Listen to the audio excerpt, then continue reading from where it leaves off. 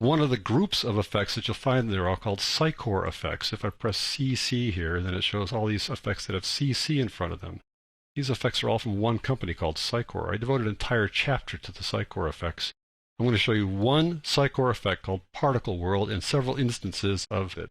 So these are 6 different instances of the particle world in action here. First one here, look at this guy.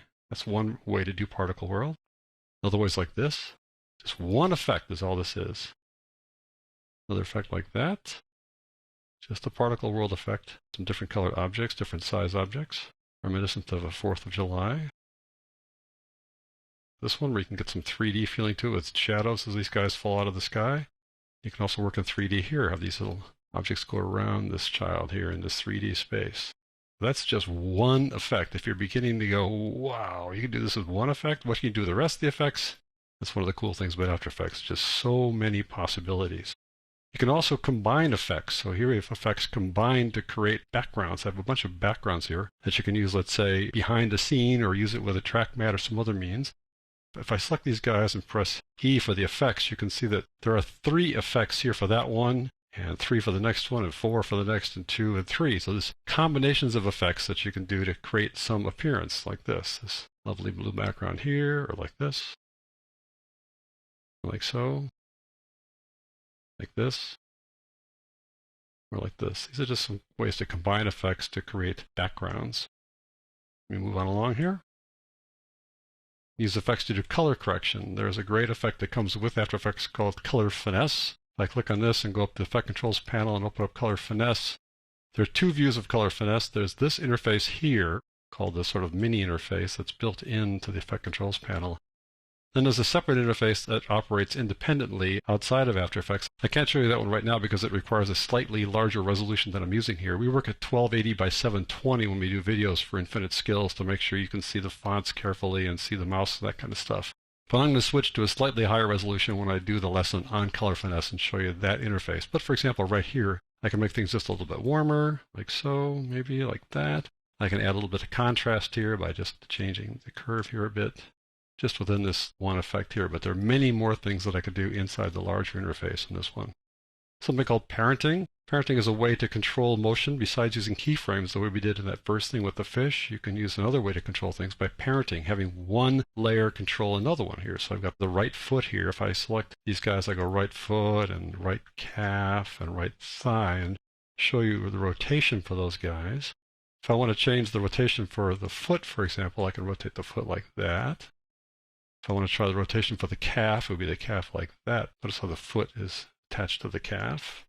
And if I want to rotate the thigh, then the thigh controls the calf as well as the foot.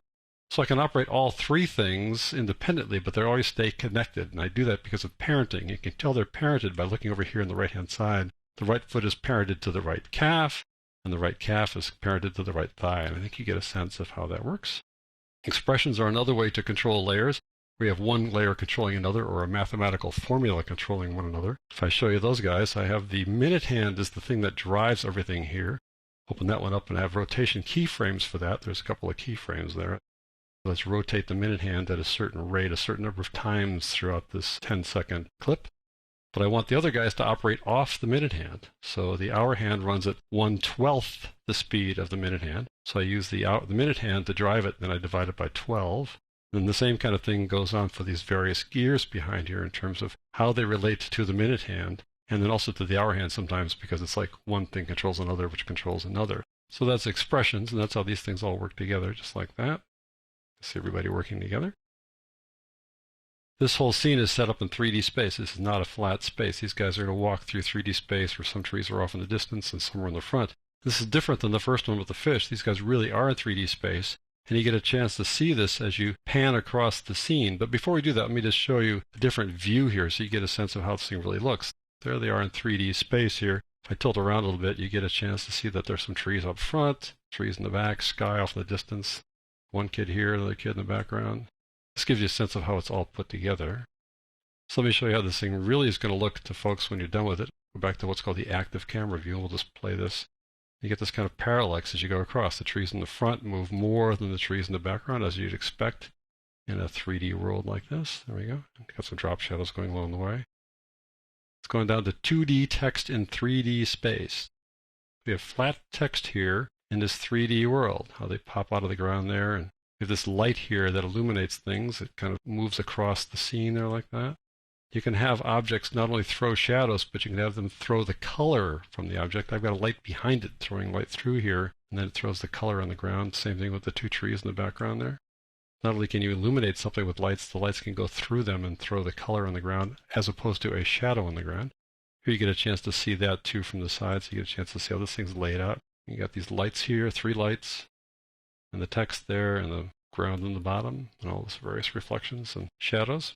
You can also make 3D objects, 3D text and 3D shapes. This is a true 3D object here, which started its life as just standard flat text, and then we extruded it to this look like that. We have 4 colors there. We've got a color for the front, color for the back, color for the sides, and a color for the bevel there. We have a light shining on this so you can see a little bit better. We can also do this with shapes as well. Here's one of those gears that came with that clock I showed you earlier. Converted the gear to an After Effects shape. Did the same kind of thing. I extruded it, beveled it, and gave it all different colors here, and we can rotate that in space. And we have a light shining on that as well. You can track motion in After Effects. You can tell After Effects, look at this kid's face here. I want you to follow this kid's face and make keyframes for that motion so I can attach something to it. So this child is moving along there on his bike. What I want to do is I want to put some text on him so the text follows his motion. So we use After Effects to track that motion, take the keyframes created by that tracker, and then apply them to text like so. So now the text will come on like that, and we'll follow him right along. Notice how the text gets larger as well, and then it fades out there at the end when I drop the opacity on it. You can also do what's called 3D camera tracking. This is a scene that did not have stained glass windows on it to begin with. It just looked like this. Then I use the 3D camera tracker. If I click on this and click on camera tracker, you see little itty bitty marks showing up. Probably won't be able to see them too well, but there are little dots in there. And if you hover your cursor over them, you get this target. Use this target as a way to decide what kind of surface you're going to apply these things to. So I decided I want to apply some stained glass to those little flat areas there as opposed to curved areas like that. So I applied stained glass windows to those 3 places like so, and now it'll follow the building because of the camera tracking. I'm not tracking the motion, I'm tracking the way the camera behaved. The camera here in this case pulled back, which you'll see in a second. It's working pretty hard here, so we've got to kind of just drag through it. But you see how those guys stay attached to the building? Pretty amazing, really. Let's go on to this next thing, the last thing. We use the 3D camera tracker as well to track motion in here because we pan across here, or we actually truck across here, and as we move across the scene, it'll identify objects in the scene, allowing you to attach things to those objects. And so here I attach this text to those objects, and notice the text has drop shadows on it too. They have what are called shadow catchers here. You can not only attach the text, but you can have the shadow catchers operating underneath them like that. Pretty amazing. And of course, I could have other things besides text there, but text is relatively easy to add to this. So that is kind of an abbreviated look at most of the features I'm going to cover in this course on After Effects. My guess is you are now primed to dive into this program and learn how to do all this cool stuff.